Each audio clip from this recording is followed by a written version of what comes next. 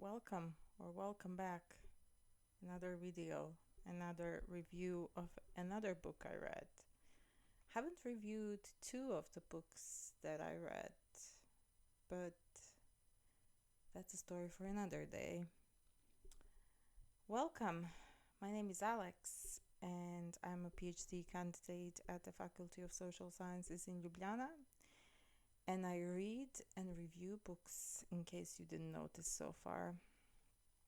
Today I am here to talk about one book that I, by pure accident, found out through a podcast that I was listening. I will link the YouTube channel in the description.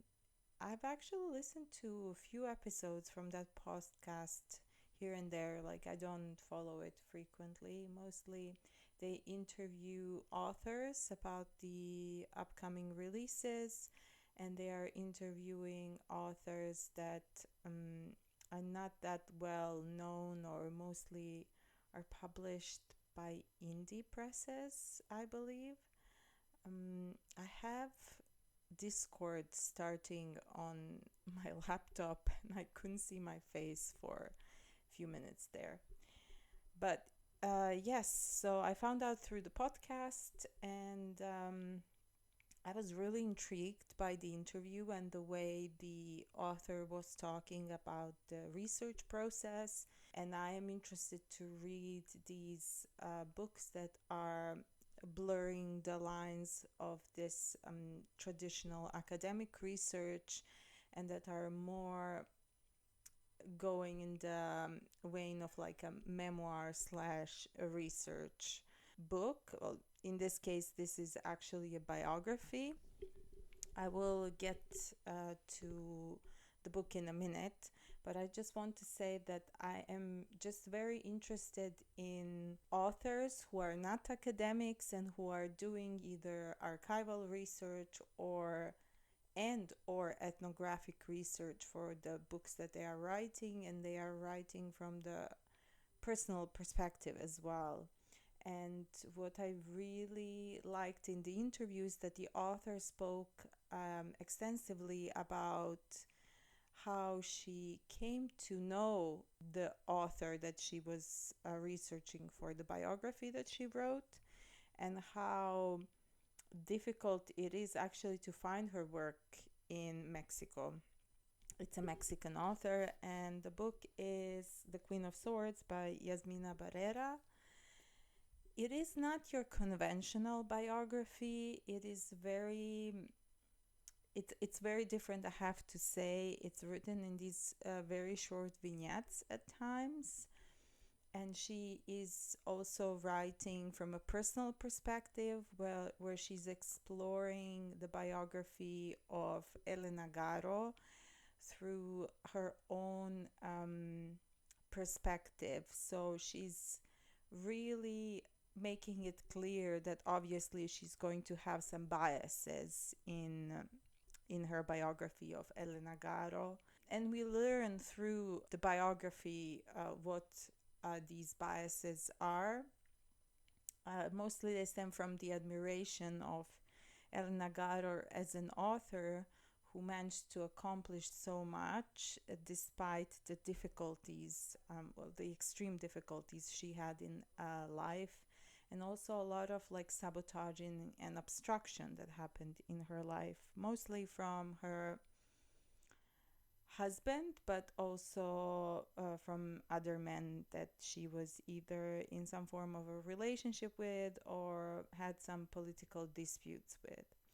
She's a rather controversial figure. She's not perfect by any means. She's not blameless for certain things. But what this book uncovers is rather shocking from my perspective, because I was not prepared for the level of violence that she experienced in her marriage. She is mostly known as the first wife of Octavio Paz, who's also a Mexican author and a diplomat. And throughout the biography, we learn how he used his influential position to coerce and subdue her every time she wanted to leave him, or anytime in any way she expressed some form of a wish to acquire a level of independence. And obviously, I mean, the first information that she uncovers quite early in the biography is that she was underage when she got married to Octavio Paz, and that he falsified her date of birth um, in order to get the approval for the marriage certificate, because I think at that time in Mexico you couldn't marry if you were underage, and her family did not approve of it. There are very, very, I mean, there are obviously more problematic behaviors exhibited on his part that therefore I would definitely put in trigger warning for all kinds of abuse, even child abuse. And I was thinking about all the other books that I read recently that are tackling this topic in one way or another. And I wrote a piece on my Patreon about it yesterday. Actually, I was writing it for a few hours, where I was comparing this biography to, well, the themes in this biography to the themes that are explored in some feminist novels. In particular, this form of conquest that appears in romantic poetry. We see it in films as well, in different forms of media, that is represented as what actually love looks like, or what expression of love looks like in heterosexual relationships. And then I was comparing it also to the biography that I read, Liana's Invisible Summer, that I also wrote a short reflection on my Patreon. I was mostly interested in how there are connecting themes throughout these books. I was also exploring the topic of promises that frequently are made by partners before they conquer a woman, quote unquote, conquer her, because that's what a lot of these patriarchal forms of expression, quote unquote, love are about. It's about taking away the freedoms of women. Simone de Beauvoir also writes a lot about it. I was also talking about the novel Her Side of the Story by Alba de Cespedes. I think I mentioned her a few times here maybe.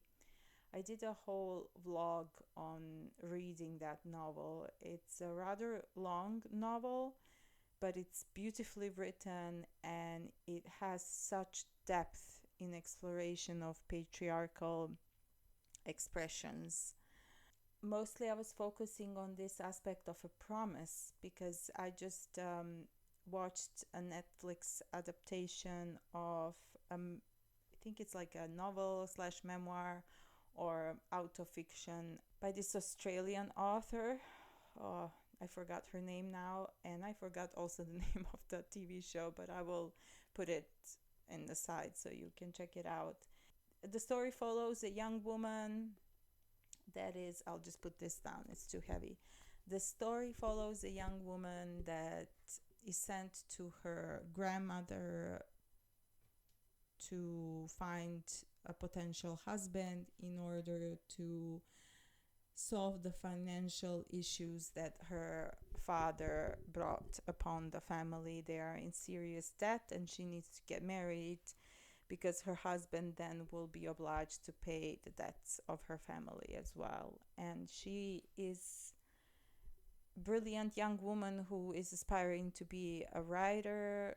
That's the only thing she can think about. And the TV show is really interesting exploration of how she's trying to resist, but at times the pull of the patriarchy is so strong that she succumbs to it. And I felt that the imagery and the colors in the TV show, it's a miniseries, it's beautiful, and the actress, she's very good and portraying the character.